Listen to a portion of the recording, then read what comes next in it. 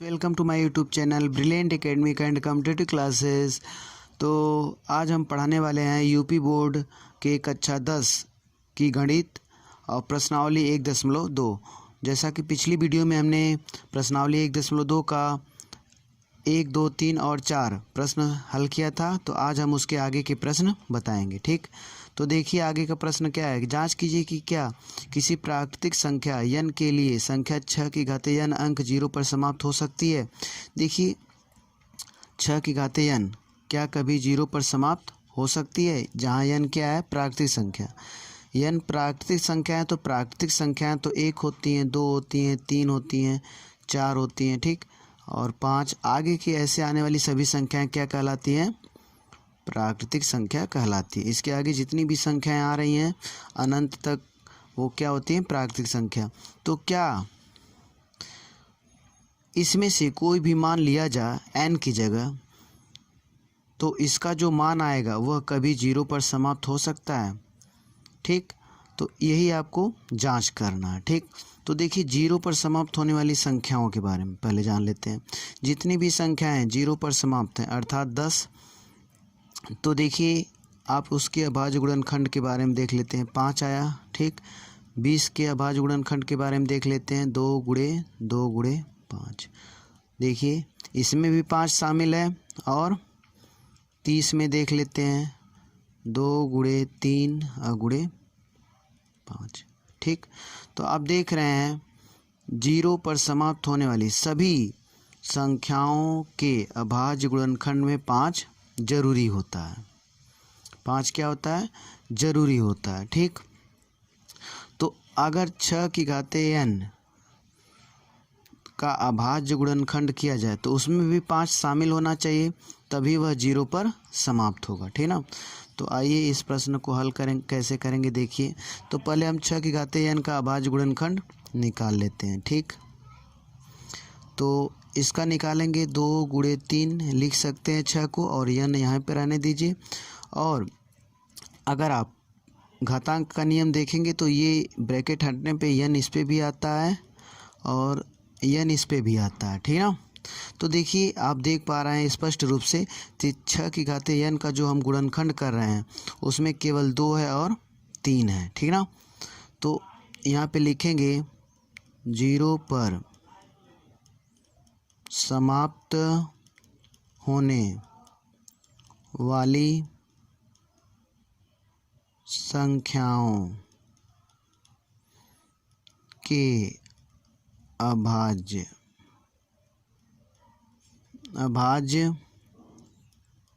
गुणनखंड में 5 शामिल होना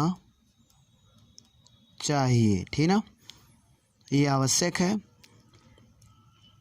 परंतु 6 की घाते n के अभाज्य गुणनखंड में 5 शामिल नहीं है। ठीक, 5 शामिल नहीं है, अतः 6 की घाते n अंक 0 पर समाप्त नहीं हो सकती है। ठीक, जहाँ n क्या है, प्राकृतिक संख्या है, इसको हम बिलोंग्स टू n लिख दे रहे हैं। n जो है प्राकृतिक संख्याओं का सेट होता है। ठीक, ये क्या होता है, प्राकृतिक संख्या, ठीक ना, प्राकृतिक संख्याओं का सेट होता है। ठीक, तो देखिए ये प्रश्न आपका समाप्त हुआ। अब आते हैं नेक्स्ट क्वेश्चन। आप नेक्स्ट प्रश्न देख पा रहे हैं। व्याख्या कीजिए कि 7 गुणे 11 गुणे 13 प्लस 13 और 7 गुणे 6 गुणे 5 गुणे 4 गुणे 3 गुणे 2 गुणे 1 प्लस 5 भाज्य संख्याएं क्यों कहलाती हैं, ठीक ना। देखिए पहले हम भाज्य संख्या के बारे में जान लेते हैं। भाज्य संख्या क्या होती है, भाज्य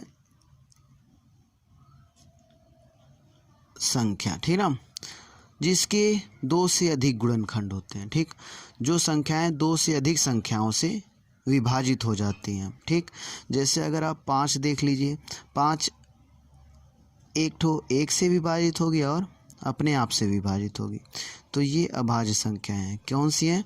ये अभाज्य है। क्या है? ये अभाज्य संख्या कहलाई। ठीक, क्योंकि इसके केवल 2 ही गुणनखंड हैं। ठीक, 1 और 5। वह संख्या केवल 1 से कटती है और 5 से। सभी संख्याएं 1 और अपने आप से कटती हैं। ठीक ना, तो जो संख्याएं अपने आप से और 1 से कटती हैं अभाज्य कहलाती हैं। ठीक, अब जैसे हम ले लेते हैं 4, ये पहली भाज्य संख्या होती है। ये 1 से भी कटी, 2 से भी कटी और 4 से भी। ठीक ना, तो आप देख रहे हैं इसके 2 से अधिक गुणनखंड है, तो ये क्या हो गई? भाज्य। भाज्य मतलब कंपोजिट नंबर। आपको मालूम होना चाहिए कि 4 जो है पहली भाज्य संख्या है। अभाज्य संख्या प्राइम नंबर। ठीक ना, तो देखिए भाज्य संख्या और अभाज्य संख्या के बारे में आप जानें। जिसके केवल 2 गुणनखंड हो, अर्थात जो संख्या केवल अपने आप और 1 से कटती हैं, वो संख्याएं क्या कहलाती हैं? अभाज्य कहलाती हैं। अभाज्य जो है, जिन संख्याओं के 2 से अधिक गुणनखंड होते हैं वो भाज्य संख्याएं कहलाती हैं। ठीक ना, तो अच्छा एक चीज़ और देखिए, क्या ये जो भी संख्या आएगी, ठीक ना, ये मान लीजिए संख्या आ रही है, उसके कितने गुणनखंड होंगे? ठीक, देखिए जब गुणा करके हमें कोई संख्या मिलती है तो वो संख्या आवश्यक रूप से 5 से भी विभाजित होगी और 3 से भी विभाजित होगी। मान लीजिए हम गुणा कर रहे हैं तो वो तो 15 मिल रहा है, यही संख्या मिल रही है ना, तो ये संख्या 15 5 से भी विभाजित है और 3 से भी विभाजित है और अपने आप से भी विभाजित होगी, 15 से भी विभाजित होगी, 1 से भी विभाजित होगी। देखिए कौन कौन संख्याओं से? पहले तो अपने आप और 15 से विभाजित होगी और 2 संख्या और 3 से भी विभाजित हो रही हैं और 5 से भी विभाजित हो रही हैं। तो आप देख पा रहे हैं कि ये 15 जो है 4 संख्याओं से विभाजित है। ठीक ना, जिसको हम गुणा करके प्राप्त कर रहे हैं संख्या, उन दोनों से तो ज़रूर विभाजित होगी, अपने आप से भी विभाजित होगी और 15 से भी विभाजित होगी। 15 से विभाजित होगी और 1 से भी विभाजित होगी। तो इस प्रकार इसके 4 गुणनखंड निकल गए, तो 15 क्या कहलाई? भाज्य संख्या कहलाई। ठीक ना, तो अब आते हैं, ये समझ लेंगे तो आपको इस प्रश्न को करने में बहुत ही आसानी होगी। ठीक, अब आइए देखते हैं, प्रश्न पे आते हैं। छठवां जो प्रश्न है उसमें आपको 2 प्रश्न है। तो पहला आपको ये दिखाना है कि जो 7 गुणे 11 गुणे 13 प्लस 13 भाज्य संख्या क्यों है? आप देख पा रहे हैं इसमें 2 पद हैं। ठीक, मान लीजिए कि ये कोई संख्या ही आएगी। ठीक, ये कोई संख्या आएगी, वह भाज्य क्यों कहलाएगी? अगर हम संख्या ये हल करके अगर इधर को जो भी संख्या आ रही उसके हम 2 से अधिक गुणनखंड दिखा दें तो वह संख्या भाज्य हो जाएगी। अभी जाने हैं कि जिस संख्याओं के 2 से अधिक गुणनखंड होते हैं वही भाज्य कहलाती है। तो हम इधर वाला हल कर रहे हैं। ठीक, इधर वाला हल करने के लिए इस साइड को हम हल कर रहे हैं। ठीक ना, हम संख्या को ला रहे हैं और दिखाएंगे उसके 2 से अधिक गुणनखंड है। यहाँ से यहाँ पे देखिए अब 2 पद हैं, तो आप 13 निकाल लीजिए। ठीक, जब 13 निकालेंगे कॉमन उभयनिष्ठ, तो अंदर क्या बचेगा? 7 गुणे 11 बचेगा और यहाँ पे प्लस, यहाँ पे 1 भी बचेगा, तो 1 का गुणा तो वही होगा, 7 गुणे 11 ही। 13 निकालें तो 7 गुणे 11 गुणे 1, या 1 को ना लिखें क्योंकि गुणा होगा तो 7 गुणे 11 ही बचेगा और प्लस 1 बचेगा। ठीक, अब देखिए 13 है और 11 सते 77 और प्लस 1। ठीक, यहाँ पे क्या हो जाएगा? 13 गुणे 78। ठीक, अब देखिए 13 गुणे 78 हो गया, 13 गुणे 78 हो गया। तो अब ये जो भी ये संख्या माने है ना, ये जो भी संख्या आएगी वो 13 से भी कटेगी, 78 से भी कटेगी। ठीक ना, या तो ऐसे लिख सकते हैं 13 गुणे 2 गुणे 39, 78 को हम 2 भाग में तोड़ दिए। ठीक, अच्छा ये एक संख्या के रूप में मान लीजिए संख्या आगे नहीं, इसी को तो हल कर रहे हैं, तो ये संख्या ही मिली हमको। ठीक, अब ये भी जो भी नंबर होगा, जो भी संख्या होगी, उसके देखिए वह संख्या 13 से भी विभाजित होगी, 2 से भी विभाजित होगी, 39 से भी विभाजित होगी, अपने आप से भी विभाजित होगी और 1 से भी विभाजित होगी। तो यहाँ पे आप देख पा रहे हैं कि इस संख्या का, अर्थात इस वाली संख्या का 2 से अधिक गुणनखंड है। ठीक ना, तो यहाँ पे देखेंगे संख्या 7 गुणे 11 गुणे 13 प्लस 13 के, लिख लीजिए एक में के, 2 से अधिक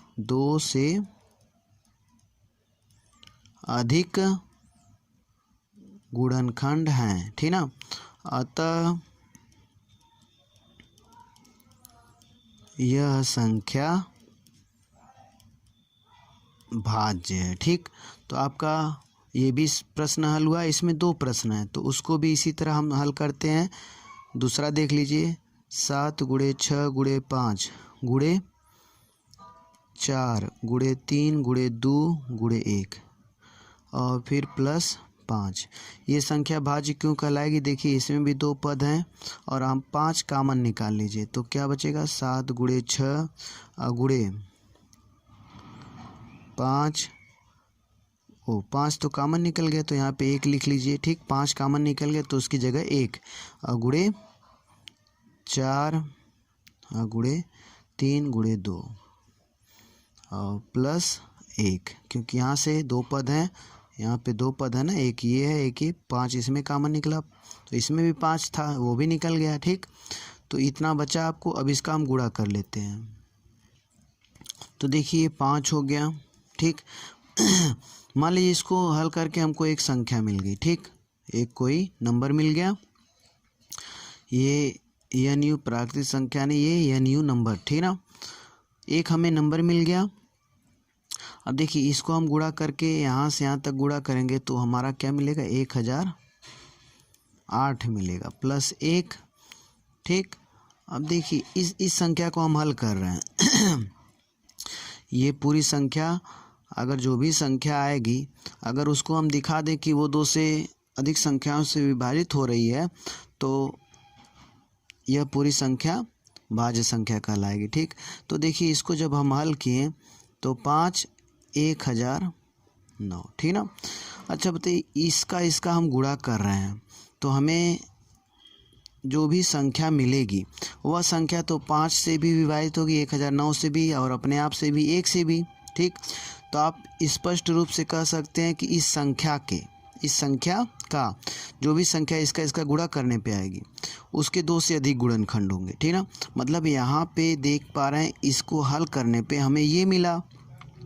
अगर गुणा करेंगे तो कोई संख्या मिलेगी, और वह संख्या 5 से भी विभाजित होगी, 1009 से भी विभाजित होगी, 1 से भी विभाजित होगी और अपने आप से भी। तो हम देख पा रहे हैं कि उस संख्या के 4 गुणनखंड हमारे सामने ही हैं। ठीक, और भी गुणनखंड हो सकते हैं, इसको तोड़ेंगे तो 4 गुणनखंड हो गए, 2 से अधिक गुणनखंड हो गए, तो वह संख्या भाज्य होगी। तो यहाँ पे लिखेंगे 7 गुणे 6 गुणे 5 गुणे 4 गुणे 3 गुणे 2 गुणे 1 और प्लस 5 के 2 से अधिक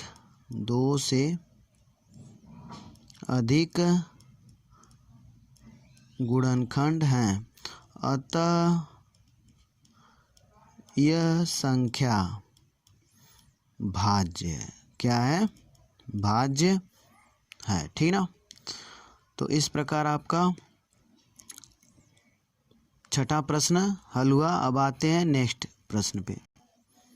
तो देखिए, किसी खेल के मैदान के चारों ओर एक वृत्ताकार पृष्ठ है और इस मैदान का एक चक्कर लगाने में सोनिया को 18 मिनट लगते हैं, जबकि इसी मैदान का एक चक्कर लगाने में रवि को 12 मिनट लगते हैं। मान लीजिए कि वे दोनों एक ही स्थान और एक ही समय पर चलना प्रारंभ करके एक ही दिशा में चलते हैं। कितने समय बाद वे पुनः प्रारंभिक स्थान पर मिलेंगे? देखिए, उनके प्रारंभिक स्थान के मिलने का समय कितने समय बाद मिलेंगे? वे 18 तथा 12 का लघुत्तम समापवर्तक होगा। जो भी इनका लस आएगा उतने मिनट बाद वे आपस में मिलेंगे। देखिए ऐसा क्यों होता है, जैसे कि मान लीजिए कि ठीक यहाँ पे एक वृत्ताकार पथ है, ठीक। तो देखिए अगर वृत्ताकार पथ है, यहाँ से सोनिया भी चलती है, यहाँ से स्टार्ट करती है और रवि भी चलता है, ठीक। रवि और सोनिया दोनों अगर स्टार्ट करते हैं दौड़ना, तो रवि क्योंकि 12 मिनट में तय कर लेता है, रवि कितने मिनट में, यहाँ से यहाँ तक एक चक्कर लगा लेता है 12 मिनट में, और सोनिया थोड़ा धीरे दौड़ती है तो उसे 18 मिनट लग जाते हैं, ठीक। देखिए तो अगर यहाँ एक स्थान पे अगर दोनों एक स्थान से दोनों दौड़ना शुरू कर देंगे तो पहले ही अलग अलग हो जाएंगे, ठीक। क्योंकि रवि तेज़ दौड़ता है, शुरू से ही रवि जो है आगे निकलेगा और सोनिया पीछे हो जाएगी, क्योंकि सोनिया धीरे दौड़ती है। मान लो रवि यहाँ पे आया तो हो सकता है सोनिया यहाँ पर ही हो अभी, जब तक ये एक चक्कर लगाएगा तब तक हो सकता है रवि इधर ही हो। तो देखिए पूछा गया कि वे कितने समय बाद पुनः मिलेंगे। अगर हो सकता है रवि यहाँ पे आ जाए तो सोनिया इधर ही रहे, ठीक ना। तो 18 मिनट में रवि तो पूरा चक्कर लगा लेगा, लेकिन सोनिया हो सकता है यहीं पे हो, तब भी सब नहीं मिल रहे हैं। तो आप देख रहे हैं कि जब भी मिलेंगे वे 18 और 12 मिनट के बाद ही मिलेंगे, ठीक ना। जब बाद का मैटर होता है तो हम लसा निकालते हैं, ठीक ना। तो उनके वह पुनः कितने समय बाद मिलेंगे, वह संख्या हमें किससे मिलेगी, 18 और 12 का लस अगर हम निकाल दें तो उतने समय बाद वे दोनों पुनः एक ही स्थान पर मिल जाएंगे, ठीक ना। तो देखिए हम 18 12 का लस निकाल देते हैं। 18 का गुणनखंड 2 गुणे 3, 2 3 6 त्रिका 18। 12 का 2 गुणे 2 गुणे 3। अभाज्य गुणनखंड विधि से हम लस निकाल रहे हैं। लस कितना हो जाएगा, अब देख पा रहे हैं लस 2 का अधिकतम एक ही लाइन में कितना बार आया है, 2 बार आया है। 3 कितना बार आया है, 2 बार आया है। तो 2 दूनी 4, 3 12 3 12 दूनी 2 दूनी 4 3 12 12 दूनी 24। यहाँ पे देखिए यहाँ पे 2 नहीं रहेगा, 3। देखिए एक लाइन में 3 कितनी बार आया है, 2 बार आया है, और एक लाइन में अधिकतम 2 कितनी बार आया है, 2 बार आया है। तो 2 दूनी 4, तो एलसीएम आपका क्या हो जाएगा, 2 गुणे 2 और 3 गुणे 3 हो जाएगा। 2 दूनी 4 3 12 3 36। 36 मिनट बाद वे पुनः मिलेंगे, तो लिख दीजिएगा 36 मिनट बाद वे पुनः एक ही स्थान पर मिलेंगे, ठीक ना। तो देखिए आपकी ये प्रश्नावली 1.2 समाप्त हुई। आशा करते हैं आपको वीडियो पसंद आई है, और लाइक से सब्सक्राइब करें ताकि आपको आने वाली वीडियो का नोटिफिकेशन आपके मोबाइल पे तुरंत आपको मिल जाए। तो thank you for watching my videos. Okay.